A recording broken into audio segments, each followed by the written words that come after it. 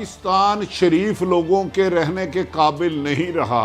ये माफिया का होगा, चंद खानदानों का मुल्क है। क्योंकि इंडिया इतना बड़ा मार्केट है, इसलिए लोग इंडिया की बात मानते हैं, हमारी कोई बात नहीं मानता। पर हम तो सच बोल रहे हैं और इंडिया झूठ बोल रहा साहब, ये तो मुल्क के अंदर अफरा तफरी है। आईएमएफ पैसे नहीं दे रहा और हमें ये कहा जा रहा है कि अपनी साइड क्लियर करें। अमेरिका पाकिस्तान से डील करेगा तो हमेशा भारत को पूछ के करेगा। देखा कितने मिनिस्टर उनके पीएचडी होल्डर्स है। भारत हमसे, मैं कहता हूं कि हम भारत से अभी कुछ 50 साल पीछे चले गए। कि पाकिस्तान पे प्रेशर डाला जा रहा है कि यहाँ अब चाइना की तरफ जाना है तो उधर जाएं या अमेरिका की तरफ आएं। नमस्कार दोस्तों, जय हिंद। Welcome to after morning news channel. Pakistan में जारी आर्थिक बदहाली पर भारत के विदेश मंत्री एस जयशंकर ने कहा है कि पाकिस्तान का भविष्य काफ़ी हद तक उसके अपने कार्यों और उसकी पसंद से निर्धारित होता है। पाकिस्तान पर निर्भर करता है कि वो अपनी आर्थिक परेशानियों से कैसे बाहर निकले।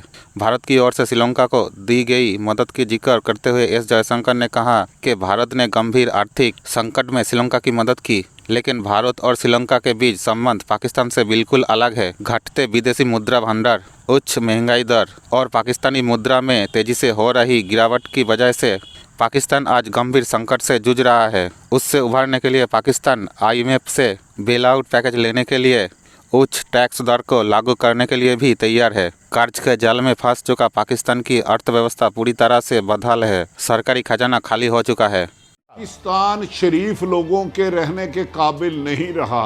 ये माफिया का होगा, चंद खानदानों का मुल्क है। आप इन्ना लिल्लाहि व इन्ना इलैहि राजिऊन पढ़ लें, उस याद रख लें, जो कौमें अपने वकार और इज्जत और अपनी आज़ादी के लिए जदोजहद नहीं करती वो गुलाम बन जाती हैं, और जिन्हें गुलामी का तो गले में पड़ जाए तो उन्हीं के साथ वही हो रहा है जो आज हमारे साथ ये कर रहे हैं।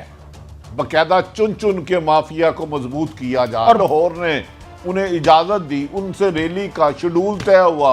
आज होम सेक्रेटरी पपट बन के, रबड़ स्टैम्प बन के मोहर लगा रहा है, भाई जलगार कर दो पाकिस्तानियों पे, लाहौरियों को जेल बना दो। क्या अपने घरों से निकलना मामरा आईन है? क्या जो कनाल पे लाठी चार्ज किया गया, शैलिंग की गई, इर्दो गिर्दो लोग रहते थे, माए बहने, क्या वो इसलिए टैक्स देती हैं कि उनके घर में आंसू गैस फेंको आप? मतलब है क्या जवाब है? आप फिर पहले दिन इजाजत ना देते। पास कोई चॉइस नहीं है कि अपने एलाइज को देखे, अपने अपने दोस्तों को और दुश्मनों को जो है वो अपनी ग्रुपिंग स्ट्रॉन्ग करे। अब उस ग्रुपिंग में इस वक्त वो पाकिस्तान से यही पूछना चाहते हैं कि आइदर यू आर देयर और you are here, are you a friend or you foe, जो पहले एक क्वेश्चन पूछा जाता था पाकिस्तान के हवाले। और दूसरा, पाकिस्तान ने पिछले दौर के अंदर खूब मजे उड़ाए हैं, डॉलर यहां से भी लिए हैं और दुबई और चाइना, दुबई और लंदन ले गए हैं। और उसके बाद अब मैं जिस तरह कहता हूं कि आपने सी पैक के जरिए अपनी भारत की दुश्मनी बेची बड़े खूबसूरत तरीके से के साथ आपने चाइना के सामने, और वहां से उनका $26 बिलियन लेके आपने पिज्जे बना लिए। ये भी कोई सारी दुनिया को पता है, एजेंसियां देखती हैं। और जब कहते हैं जब बहुत ज्यादा इकोनॉमी ठीक हो तो लोग शायद ये कुछ बिलियन जो आप खाते हैं, अमेरिका से लेके खाते हैं, शायद वो इग्नोर कर देते।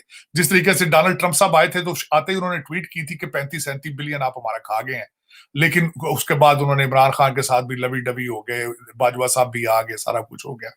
लेकिन अब वो हालात नहीं है और मैं अब आगे प्रेशर ये भी आना होगा। मैं यहाँ पे ये भी याद कराना चाहूंगा, 22 सेनेटर जो रिपब्लिकन है उन्होंने पहले ही जो है एक बिल पास कराने की कोशिश की थी पाकिस्तान के खिलाफ कि वी वांट टू नो कि what was the Pakistan role behind in Afghanistan supporting Taliban. तो उसमें वो चाहते हैं कि क्लैरिफाई किया जाए। और मैं एक आज साथ उसको आपको ये भी बताना चाहूंगा कि फ्यूचर के अंदर अमेरिका पाकिस्तान से डील करेगा तो हमेशा भारत को पूछ के करेगा। ये भी मैं आपको बताना चाहता हूं।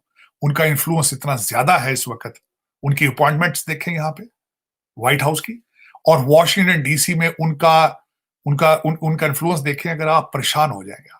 और दूसरा, आप अभी तक आप ना सिर्फ you are not in Washington DC, दुनिया के किसी कैपिटल में आप मौजूद नहीं है। आपके एस्टेब्लिशमेंट के, आपकी अफसरशाही के बच्चे जरूर पढ़ रहे हैं यहाँ पे, लेकिन not a single person representing Pakistan. यहां पे आप इमरान खान साहब ने यहां पे लॉबी फर्म हायर की है, लेकिन सिर्फ इमरान को प्रमोट करने के लिए। बिलावल साहब हर महीने चक्कर लगाते हैं अमेरिका का अपने आप को प्रमोट करने के लिए, to become a next prime minister, लेकिन पाकिस्तान मेरी मादरे मिल्लत को रिप्रेजेंट करने वाला कोई नहीं है वॉशिंगटन डीसी। ये आज से नहीं है, मेरा ख्याल है 76 साल से ही है, और आने वाले 76 साल में मुझे नहीं लग रहा कि शायद आप इस पोजीशन पे आएंगे।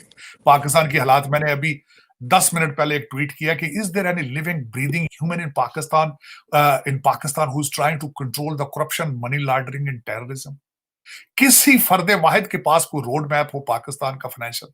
आज तक तो नहीं। क्योंकि इंडिया इतना बड़ा मार्केट है इसलिए लोग इंडिया की बात मानते हैं, हमारी कोई बात नहीं मानता, पर हम तो सच बोल रहे हैं और इंडिया झूठ बोल रहा है। तो ये इन्होंने बस एक सुरसुरी छोड़ दी सर, एक शगुफा छोड़ दिया कि इंडिया बहुत बड़ा मार्केट है, इसलिए इंडिया अगर सफेद को काला बोले तो दुनिया काला बोलेगी, और काले को इंडिया अगर नीला बोले तो दुनिया नीला बोलेगी।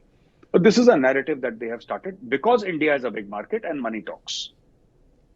So that is what they have said. But मैं फिर एक बात कहना चाहूंगा सर, जैसे ये कहते हैं ना कि अब मैंने एक और एग्जांपल आपको देता हूं, then with your permission will move to the next question sir. ये कहते हैं इंडिया तहरीक तालिबान पाकिस्तान को फंड करती है, राइट? और ये अक्सर पाकिस्तानी कहते हैं कि तो तहरीक तालिबान पाकिस्तान को फंड करती है।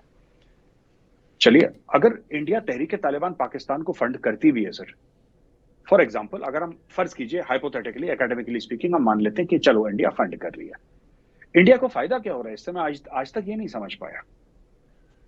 इसमें अगर वो तहरीक तालिबान पाकिस्तान के किसी कोने में गांव देहात में 4 लोगों को मार देते हैं, तो इससे इंडिया जो है, जो कि एक largest democracy in the world है, fifth largest country in terms of GDP and second largest in terms of population, which this year will be the largest populated country in the world, उसको क्या फर्क पड़ रहा है कि खैबर पख्तूनख्वा के गांव में एक छोटी सी डिस्ट्रिक्ट में पहाड़ के बीच में 2 लेवीज को मार दिया या 2 पुलिस वालों को मार दिया, तो क्या हुआ? एक बहुत बड़ा दहशत का वाकया हो गया जब पूरा मस्जिद उड़ा दिया सर, 100 से ज्यादा लोग हलाक हो गए वहां पे ना, 100 से ज्यादा लोग, मस्जिद भी गिर गया। एक कहते हैं अच्छा इंडिया को क्या फायदा हो गया मस्जिद गिरा के? इससे हो क्या गया? इंडिया को फायदा कैसे होगा मैं आपको बताता हूँ।